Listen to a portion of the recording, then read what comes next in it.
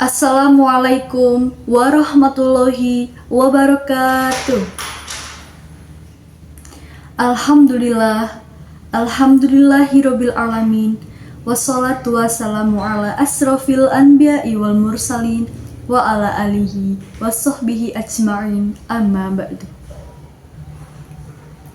Sayekyo para sesepuh bini sepuh, para alim ulama, Bapak Kepala Sekolah ingkang kinepeten, Bapak soho Ibu Guru ingkang kinurmatan, Bapak Komite Sekolah, para wali murid, para tamu undangan, soho para siswa-siswi kelas 6 ingkang kula tresnani.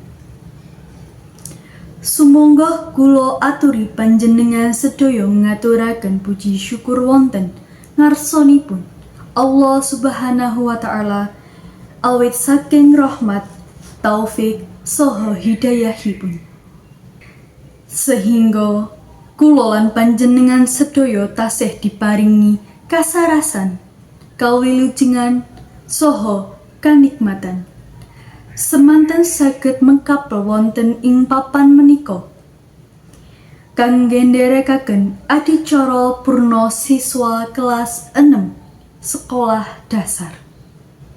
Sholawat saha salam mugi tansah kaparingaken dumanteng junjungan kula lan panjenengan sedaya Nabi Agung Muhammad sallallahu alaihi wasallam ingkang sampun nuntun umatipun dhateng dalan ingkang leres. Setemah kula lan panjenengan sedaya saged nglampahi gesang kanthi imam saha takwa. Salajengipun kula meningka pranata acara badhe ngaturaken urut-urutaning adicara ingkang badhe kalampahan. Adicara ingkang kaping setunggal pembuka. Kaping kalih maos ayat suci Al-Quran. Kaping 3 sesorah saking Bapak Kepala Sekolah. Kaping sekawan sesorah saking Wakil Komite Sekolah. Kaping gangsal sesorah saking Wakil Wali Murid. Kaping 6 kesan lan pesan saking Wakil Siswa kelas 6. Kaping 7 prosesi purna siswa saha penyerahan piagam lan kenang-kenangan. Kaping 8 hiburan saking para siswa. Kaping 9 doa. Kaping pungkasan penutup. Adicara ingkang kaping setunggal pembuka.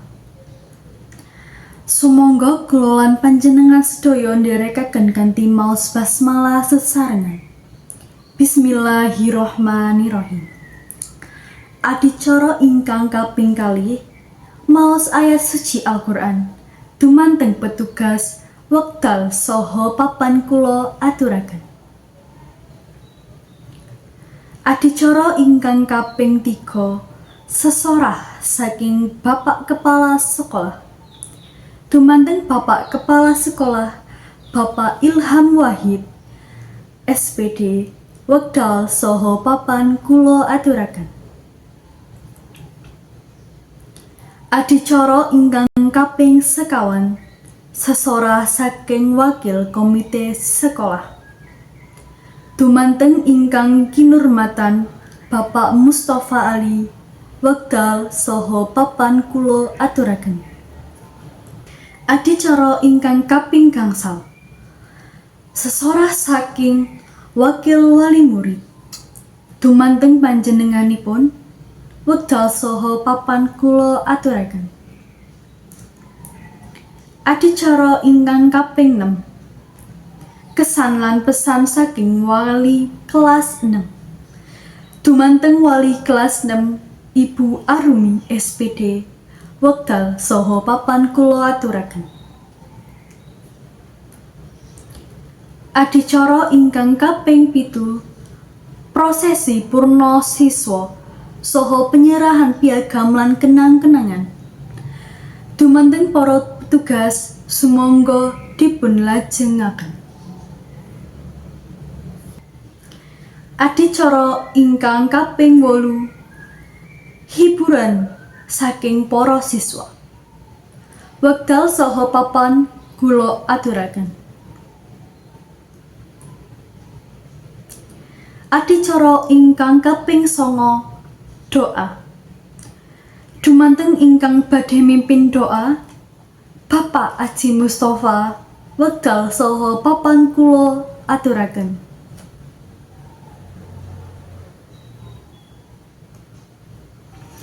Adicara ingkang pungkasan penutup.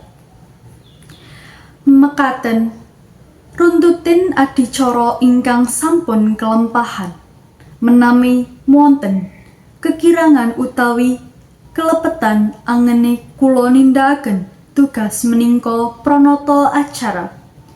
Kula nyuwun agunging pangapunten. Mugi adicara purna siswa kelas 6 menika saged dados pangeling-eling ingkang sae tumrap para siswa, para guru, saha para wali murid. Mugi para siswa ingkang sampun lulus tansah diparingi kasarasan kalih anggenipun nglajengaken pendidikan dumanteng jenjang ingkang lungguh inggil saha saged ngenggayuh cita-citanipun.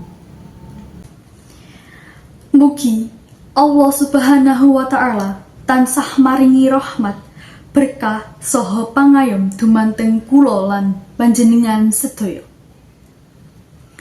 Billahi taufik wal hidayah. Wassalamualaikum warahmatullahi wabarakatuh.